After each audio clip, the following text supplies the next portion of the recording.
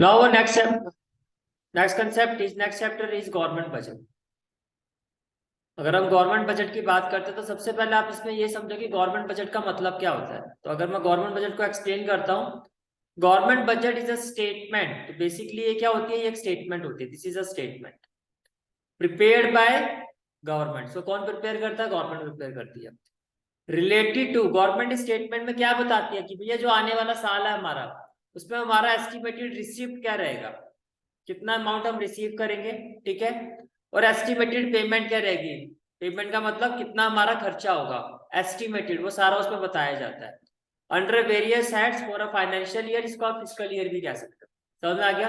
तो government budget क्या होता है? स्टेटमेंट होती है, इसको गवर्नमेंट प्रिपेयर करती है। इसमें यह बताया जाता है कि हमारा आने वाले फिजिकल ईयर में, फाइनेंशियल ईयर में हमारा एस्टिमेटेड रिसिप्ट क्या होगा और एस्टिमेटेड पेमेंट क्या होगा। तो इसमें सबसे पहला जो कंसेप्ट आपको बहुत अच्छे से प्रिपेयर करना है वो आता है आपका objective of government budget. And this is a very very important concept, specially ये जो फर्स्ट और थर्ड ऑब्जेक्टिव है आपका। एक तो reallocation of resources, this is a very important concept. Reallocation of resources का मतलब क्या होता है? रीएलोकेशन ऑफ रिसोर्सेज का मतलब ये होता है कि गवर्नमेंट जितने भी प्राइवेट सेक्टर होते हैं, प्राइवेट सेक्टर किस चीज के लिए काम करते हैं? प्रॉफिट मैक्सिमाइजेशन के लिए। तो गवर्नमेंट की कोशिश ये होती है कि किसी ना किसी तरह से उनको उस फील्ड में भी रखा जाए जिस फील्ड में इतना प्रॉफिट तो नहीं है, लेकिन अगर देखो अकेली गवर्नमेंट जो है इतना कुछ आगे लेके कैरी नहीं कर सकती। गवर्नमेंट को सपोर्ट चाहिए किसका? Private sector. बहुत सारे ऐसी जगह भी होती है, ऐसे ऐसे काइंड ऑफ आप ऐसे समझा से कि वाटर डिस्ट्रीब्यूशन सिस्टम जहाँ पे इतना प्रॉफिट मैक्सिमाइजेशन नहीं है। अब गवर्नमेंट क्या कोशिश करते हैं कि इसमें प्राइवेट सेक्टर भी आए आगे। उनको लाने के लिए गवर्नमेंट फिर क्या करती है? उनको टैक्स रिबेट देती है, सब्सिडीज देती है, भैया आप आओ, अगर इतना आप कमाओगे नहीं तो इतना आपका खर्चा भी नहीं होगा। लेकिन अगर फिर भी वो आगे नहीं आते तो फिर कौन इनिशिएटिव लेगा? फिर गवर्नमेंट खुद इनिशिएटिव लेती है, ठीक है। तो यही होता है आपका रीएलोकेशन ऑफ रिसोर्सेज। इसमें देखो क्या कहा गया है, from the budgetary programs, government aims to reallocate resources in accordance with the economic profit maximization and social public welfare priorities of the country. Private sector जो मैं आपको बता रहा था, private sector never takes interest in the project of long term tenure of the project with low profitability. Private sector कभी भी उस project में हाथ नहीं डालता या डालेगा, आप समझ भी सकते हो इस चीज को, जिसमें जो प्रॉफिट है वो कम है, बट ऑफ सोशल इंपॉर्टेंस, लेकिन सोशल इंपॉर्टेंस है। तो government can influence allocation of resources through. अब गवर्नमेंट कैसे उनको ऐसी फील्ड में लाने की कोशिश करती है, गवर्नमेंट का क्या वे रहता है? गवर्नमेंट टैक्स कंसेशन प्रोवाइड करती है। What government do to encourage investment? Government can provide tax benefit, subsidies etcetera to the producers. तो गवर्नमेंट कहती है भाई हम आपको टैक्स कंसेशन देते हैं, सब्सिडीज देते हैं, आप आओ। और कुछ ऐसे जो प्रोजेक्ट्स है जो सोशल वेलफेयर के लिए बहुत इंपॉर्टेंस है, इनकी सोशल इंपॉर्टेंस बहुत ज्यादा है, तो इस पर गवर्नमेंट प्राइवेट सेक्टर्स को लाने की कोशिश करती है। तो कैसे लाने की कोशिश करती है? टैक्स कंसेशन और सब्सिडीज के थ्रू। फिर भी अगर ऐसा नहीं हो पाता है तो फिर गवर्नमेंट खुद इनिशिएटिव लेगी, राइट। तो directly producing goods and services, if private sector does not take interest, में टैक्स कंसेशन भी दे रहे हो, सब्सिडीज भी दी जा रही, फिर भी अगर वो इंटरेस्ट नहीं लेते, जैसे कि अगर आप देखो स्टेट जितनी भी हमारी जो हमारी अगर दिल्ली में ही अगर हम बात करें तो जितना भी हमारा वाटर डिस्ट्रीब्यूशन सिस्टम, किसी भी स्टेट में चले जाओ वहां वो गवर्नमेंट, स्टेट गवर्नमेंट के अंडर ही आता है। प्राइवेट सेक्टर अभी भी उसमें इनिशिएटिव नहीं लेता है। तो अगर आपको कंसेशन दिया गया, सब्सिडीज दी गई, still you are not interested, तो गवर्नमेंट को तो करना ही पड़ेगा ना। Government can directly undertake the production, for example water distribution system is manage by the state government. Clear हो गया पॉइंट? ठीक है। इसके बाद नेक्स्ट रिसोर्सेज आता है, दैट इज नेक्स्ट ऑब्जेक्टिव आता है reducing inequalities in income and wealth. क्या कहा मैंने? Reducing inequalities in income and wealth. अब इसमें देखो क्या होता है भैया, ये हम सब जानते हैं कि किसी भी कंट्री के डेवलप होने के लिए सबसे इंपॉर्टेंट क्या है कि जो रिच और पीपल का गैप है वो जितना कम होगा उतना ही उस कंट्री की डेवलपमेंट में हेल्प होगी।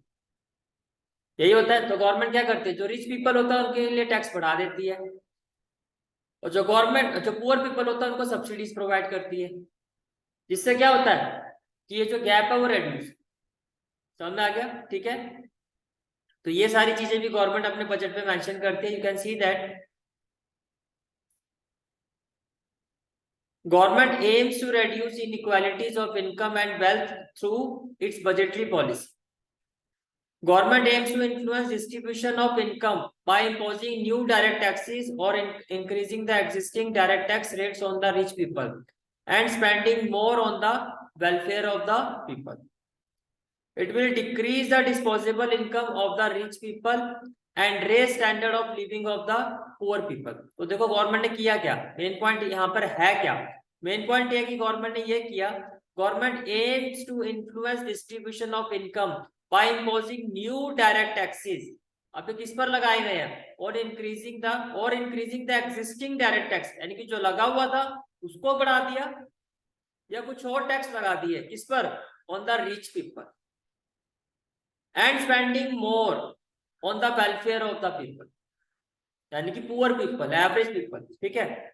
It will decrease the disposable income of the rich people, उनकी इनकम तो कम होगी, and raise the standard of living of the poor people, यानी कि मींस इन शॉर्ट वो जो गैप है रिच और पुअर के बीच में, वो धीरे धीरे क्या होगा, गवर्नमेंट उसको रेड्यूस करने की, कम करती है इस gap, thus reducing inequalities in the distribution of income. ये बात समझ में आ गई, ठीक है। फिर नेक्स्ट आता है इकोनॉमिक स्टेबिलिटी। जैसे कि मैंने कहा था फर्स्ट और थर्ड वाला जो आपका ऑब्जेक्टिव है ये बहुत ज्यादा इंपॉर्टेंट रहता है। इकोनॉमिक स्टेबिलिटी का मतलब ये होता है कि गवर्नमेंट क्या चाहती है भाई, या इकोनॉमिक स्टेबिलिटी देखो कब होगी, या तो जो प्रोडक्शन है वो एज इट इज मेंटेन रहे, या इकोनॉमिक स्टेबिलिटी कैसे आती है, जो प्राइस लेवल है वो मेंटेन रहे। मेरी बात समझ में आ रही है, ठीक है। तो देखो इसमें क्या कहा गया आपको, it means to maintain stability in production, या तो प्रोडक्शन में, एंड प्राइस लेवल, ठीक है। Government budget is used to prevent fluctuation of inflation और deflation to achieve the objective of economic stability. The government aims to control the different phases of business fluctuation through its budgetary policy. अब policies में क्या होता है, policies of surplus budget में क्या होगा, अब देखो सरप्लस बजट की जो पॉलिसी होती है वो किस सिचुएशन पर आती है, ड्यूरिंग इन्फ्लेशन। और सरप्लस बजट का मतलब क्या कि गवर्नमेंट ने अपने रिसीव को तो बढ़ा दिया और एक्सपेंडिचर को क्या कर दिया कम। अब ये जो एक्सपेंडिचर कम किएगा ये कौन सा एक्सपेंडिचर है, ये वो एक्सपेंडिचर है जो गवर्नमेंट पब्लिक के बिहाफ पे करे। अब ऐसा क्यों किया, बिकॉज इन्फ्लेशन है। इन्फ्लेशन के टाइम पर गवर्नमेंट क्या चाहती है कि मनी सप्लाई क्या हो, कंट्रोल में हो, मनी सप्लाई को कंट्रोल करना चाहती है। तो अगर गवर्नमेंट जो खर्चे आपके भी आप में कर रही थी, अगर गवर्नमेंट ने वो खर्चे कम कर दिए तो वो खर्चे अब आपको करने पड़ेंगे। जैसे कि मान लो कोई मेडिसिन है, मेडिसिन पर गवर्नमेंट जो है 100% गवर्नमेंट खुद खर्चा करे लोगों के लिए। अब गवर्नमेंट ने कहा कि नहीं भाई हम 100% नया करके हम इस पर सिर्फ 25% करेंगे, बाकी का 75% आपको ही करना पड़ेगा। तो जो भी लोग हैं इनका पैसा जो है 75% तो मेडिसिन पर जाएगा, यानी कि इनकी डिस्पोजेबल इनकम क्या होगी, कम होगी। डिस्पोजेबल इनकम कम होगी तो देखो इन्फ्लेशन का मतलब क्या है, एग्रीगेट डिमांड ज्यादा और एग्रीगेट सप्लाई कम। तो नेचुरल सी बात है जब आपकी डिस्पोजेबल इनकम कम होगी तो आपकी जो परचेजिंग पावर है वो कम हो जाएगी, अभी हमने पढ़ा था इसको। और परचेजिंग पावर कम हो जाएगी तो एग्रीगेट डिमांड क्या हो जाएगी, कम। यही तो गवर्नमेंट चाहते हैं इन्फ्लेशन पर, कि एग्रीगेट डिमांड को कम करना। तो एग्रीगेट डिमांड के जब इन्फ्लेशन होता है तो गवर्नमेंट की पॉलिसी क्या होती है, सरप्लस बजट की। इसके बाद देखो क्या है आपका, and deficit budget during deflation. Deficit budget का मतलब क्या हो गया कि गवर्नमेंट ने अपनी रिसीव कम कर दी और एक्सपेंडिचर बढ़ा दी। अब गवर्नमेंट पब्लिक के बिहाफ में जो है वो एक्सपेंडिचर कर रही है। इससे क्या होगा, लोगों की जो डिस्पोजेबल इनकम है वो क्या होगी, वो बढ़ जाएगी। डिस्पोजेबल इनकम बढ़ जाएगी तो परचेजिंग पावर भी बढ़ जाएगी। डिफ्लेशन में होता क्या है, डिफ्लेशन का मतलब ये है कि एग्रीगेट डिमांड कम है और सप्लाई ज्यादा है, प्रोडक्शन ज्यादा हो रहा है लेकिन डिमांड कम हो रहा है। तो गवर्नमेंट ने क्या कर दिया, परचेजिंग पावर लोगों की बढ़ा दी। लोगों की परचेजिंग पावर बढ़ेगी तो अपने आप ही डिमांड क्या हो जाएगी, बढ़ने लग जाएगी। तो डिपेंड ऑन द सिचुएशन। इससे क्या होता है, it help to maintain the stability of prices in the economy. समझ में आ गया, ठीक है। इसके बाद नेक्स्ट जो ऑब्जेक्टिव आता है that is management of public enterprises. तो ये पब्लिक एंटरप्राइजेस का मतलब जो गवर्नमेंट एंटरप्राइजेस है, और ये किस चीज के लिए काम करती है, सोशल वेलफेयर के लिए काम करती है। तो गवर्नमेंट इनके लिए भी बजट लेके आती है उनको मेंटेन करने के लिए। तो देखो इसमें क्या होता है,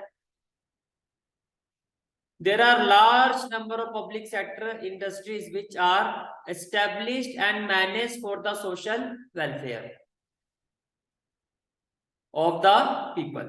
बहुत सारी ऐसी पब्लिक सेक्टर इंडस्ट्रीज है जिनको किस चीज के लिए मैनेज किया गया है? सोशल वेलफेयर के लिए. Budget is prepared with the objective of making various provision for managing such enterprises and providing those financial help. तो इनके लिए क्या किया जाता है? बजट बनाया जाता है so that to provide these industries, public enterprises financial help, so that at least अपनी ऑपरेटिंग कॉस्ट, अगर मान लो कई बार फाइनेंशियल लॉस में भी जा रही है तो अपना ऑपरेटिंग कॉस्ट कवर कर सकते. समझ में आ गया? ठीक है. फिर नेक्स्ट आता है हमारा objective, that is economic growth. अगर हम इकोनॉमिक ग्रोथ की बात करते हैं तो देखो इकोनॉमिक ग्रोथ में क्या होता है? The growth rate of a country depend on the rate of saving and investment. Simple सी बात है भैया, लोगों की सेविंग बढ़ेगी तो लोग ज्यादा से ज्यादा इन्वेस्टमेंट करेंगे. स्टॉक एक्सचेंज में ज्यादा से ज्यादा पैसा आएगा तो वो पैसा कॉर्पोरेट सेक्टर्स के पास जाएगा, कॉर्पोरेट सेक्टर्स के पास जाएगा तो प्रोडक्शन बढ़ेगा, प्रोडक्शन बढ़ेगा तो इकोनॉमिक ग्रोथ. समझ में आ रही है बात? ठीक है. For this purpose budgetary policy AIIMS to mobilize sufficient resources for investment in the public sector. Therefore, the government makes various provision in the budget to raise overall rate of savings and investment in the economy. ये भी clear हो गया? ठीक है. फिर next आता है हमारा reducing regional disparities. ये इतना इंपॉर्टेंट नहीं है पर ये भी फिर आपको मैं बता देता हूँ होता क्या है इसमें. देखो, रीजनल डिस्पैरिटीज का मतलब ये होता है कि गवर्नमेंट क्या करती है कि सब्सिडीज प्रोवाइड करती है, डिस्काउंट या आप ये देखो टैक्स रिबेट देती है कि भैया आप जाओ बैकवर्ड रीजन पे जो है इंडस्ट्रीज का सेटअप करो, प्रोडक्शन हाउसेज बनाओ. इससे क्या होगा कि जिससे जो रीजनल डिस्पैरिटी है गवर्नमेंट उसको खत्म करना चाहती है कि भाई ये बहुत ज्यादा एरिया डेवलप होता जा रहा है, वो पीछे रह गया ऐसा. तो the government budget aims to reduce regional disparities through its taxation and expenditure policy for encouraging setting up of production unit in the economically backward region. समझ में आ गया? ठीक है. तो अगर इसको हम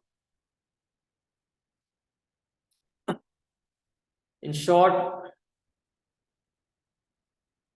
तो देखो सबसे पहले आपने क्या समझा? First of all we understood what is government budget. तो गवर्नमेंट बजट क्या होता है?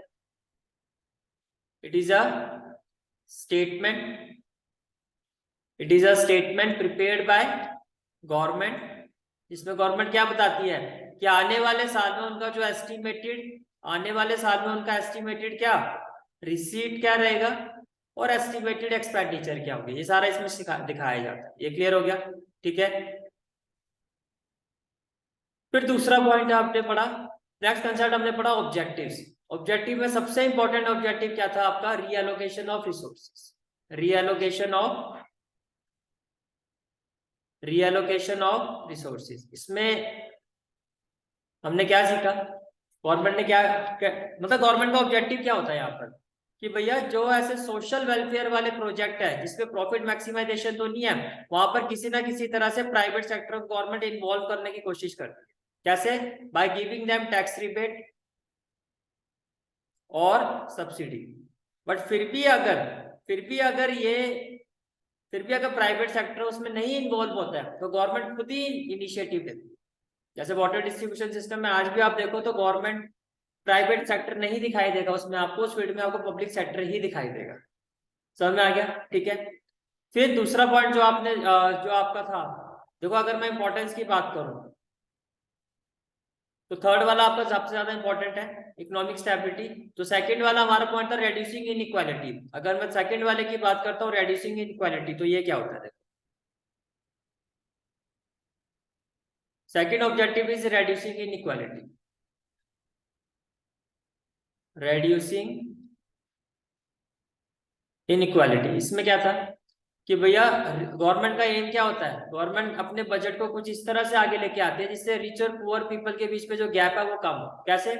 रिच पीपल में जो ऑलरेडी इनका डायरेक्ट टैक्स है उसको बढ़ा के गवर्नमेंट इस गैप को कम करने की कोशिश करती है, या रिच पीपल पे कुछ न्यू टैक्सेस लगा के देखो जब इनके ऊपर टैक्स लगेगा तो इनकी डिस्पोजेबल इनकम क्या होगी? कम हो.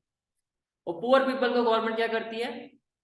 इनके वेलफेयर पर पैसा खर्च करती है सो दैट जो इनका स्टैंडर्ड ऑफ लिविंग है, सो दैट पुअर पीपल का जो स्टैंडर्ड ऑफ लिविंग है वो रेज हो, स्टैंडर्ड ऑफ लिविंग है वो रेज हो, और जो ये गैप है वो धीरे धीरे क्या हो? कम हो जाए. राइट. उसके बाद थर्ड ऑब्जेक्टिव आता है। Third objective is economic stability. Economic stability क्या होता है इसमें? इसमें गवर्नमेंट ये कहती है, गवर्नमेंट की क्या इकोनॉमिक स्टेबिलिटी कैसे रहेगी? जब गवर्नमेंट, जो प्रोडक्शन है हमारे देश में वो हमारा कंसिस्टेंट रहे, और जो प्राइस लेवल है वो हमारा कंसिस्टेंट रहे।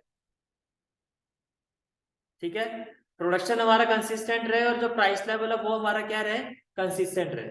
तो इसमें गवर्नमेंट किन चीजों का ध्यान रखने, स्पेशली अगर मान लो इसमें गवर्नमेंट का बजट किस तरह का होगा, या तो सरप्लस बजट आता है गवर्नमेंट लेके आती है, या डेफिसिट बजट। अब सरप्लस बजट आएगा, डेफिसिट बजट आएगा, किस पर डिपेंड करता है? ये डिपेंड करता है अगर इन्फ्लेशन है तो गवर्नमेंट का बजट कैसा होगा, सरप्लस होगा। गवर्नमेंट अपने रिसीव को बढ़ा देगी और एक्सपेंडिचर को क्या कर देगी, कम कर देगी। बिकॉज इन्फ्लेशन है तो इससे क्या होगा, जब गवर्नमेंट पब्लिक एक्सपेंडिचर को कम कर देगी तो लोगों की जो डिस्पोजेबल इनकम है, लोगों की जो डिस्पोजेबल इनकम है वो कम हो जाएगी, जिससे लोगों की जो परचेजिंग पावर है वो कम हो जाएगी। और इन्फ्लेशन का मतलब क्या है कि डिमांड ज्यादा हो रही है और सप्लाई कम है। तो जब परचेजिंग पावर कम हो जाएगी तो लोगों की जो डिमांड है लोगों की साइड से वो कम हो जाएगी, तो ये अपना भी कंट्रोल में आ जाए। और डेफिसिट बजट किस पर डिपेंड करता है, कब आता है, अगर क्या हो रहा है इकोनॉमी में डिफ्लेशन है। तो डिफ्लेशन में गवर्नमेंट क्या करेगी, डेफिसिट बजट लेके आती है। तो डेफिसिट बजट में क्या होता है कि जो रिवेन्यू है वो कम, रिसीट गवर्नमेंट अपनी कम कर देती है और खर्चे बढ़ा देते हैं। मीन्स अब गवर्नमेंट जो है लोगों के बिहाफ में खर्चे करती है, जिससे लोगों की जो डिस्पोजेबल इनकम है वो क्या हो जाएगी, बढ़ जाएगी, तो उनसे परचेजिंग पावर बढ़ेगी। और डिफ्लेशन का मतलब क्या है कि एग्रीगेट डिमांड कम है और एग्रीगेट सप्लाई ज्यादा है। तो जब परचेजिंग पावर बढ़ेगी तो नेचुरली लोग अपनी जो डिमांड है उसको क्या करेंगे, लोगों की साइड से जो एग्रीगेट डिमांड है इकोनॉमी में वो बढ़ जाएगी। समझ में आ गया? तो डिपेंड करता है स्टेबिलिटी के लिए बजट किस तरह का आ सकता है, तो सरप्लस आएगा, deficit depend on the situation कि इन्फ्लेशन है या डिफ्लेशन। ठीक है, फिर हमने जो नेक्स्ट बजट पढ़ा था वो क्या था, management of public enterprises. Public enterprises किस चीज के लिए होती है, सोशल वेलफेयर के लिए होती है। तो गवर्नमेंट इनको मेंटेन करने के लिए, इनको फाइनेंशियल हेल्प प्रोवाइड करने के लिए भी बजट में अपना प्रोविजन रख दिया। ये क्लियर हो गया? ठीक है, और उसके बाद जो आपका ये फिफ्थ पॉइंट है इकोनॉमिक ग्रोथ, इसके लिए किस चीज पे ध्यान किया जाता है कि गवर्नमेंट का बजट इस तरह से होता है कि लोगों की जो सेविंग है और इन्वेस्टमेंट है वो लोगों की बढ़ी। गवर्नमेंट अपने बजट में इस तरह के प्रोविजन लेके आती है। For this purpose budgetary policy aims to mobilise the sufficient resources for investment in the public sector, ताकि ज्यादा से ज्यादा क्या लोग इन्वेस्टमेंट करें। सिंपल सी बात, जैसे मैंने आपको पता, स्टॉक एक्सचेंज में पैसा बढ़ेगा, इन्वेस्टमेंट बढ़ेगी, तो कॉर्पोरेट सेक्टर्स के पास वो पैसा जाएगा, उससे प्रोडक्शन बढ़ेगा और हमारी इकोनॉमी क्या होगी, ग्रोथ। और एक बजट ये और सिक्स ऑब्जेक्टिव जो हमने पढ़ा था वो ये था रिड्यूसिंग रीजनल डिस्पैरिटी। इसमें क्या होता है, गवर्नमेंट अपने बजट इस तरह से लेके आती है कि प्रोडक्शन हाउस जो है वो अपनी प्रोडक्शन या अपनी इन्वेस्टमेंट जो है वो कहां पर करें, बैकवर्ड रीजन में। इसके लिए गवर्नमेंट इनको क्या देती है, टैक्सेशन रिबेट देती है या सब्सिडीज प्रोवाइड करती है, जिससे कि जो ये बैकवर्ड रीजन है ये भी ग्रो करे, तो रीजनल डिस्पैरिटी जो हमारी क्या हो, रिड्यूस। तो ये हमारे सिक्स ऑब्जेक्टिव क्लियर हो गए। ठीक है,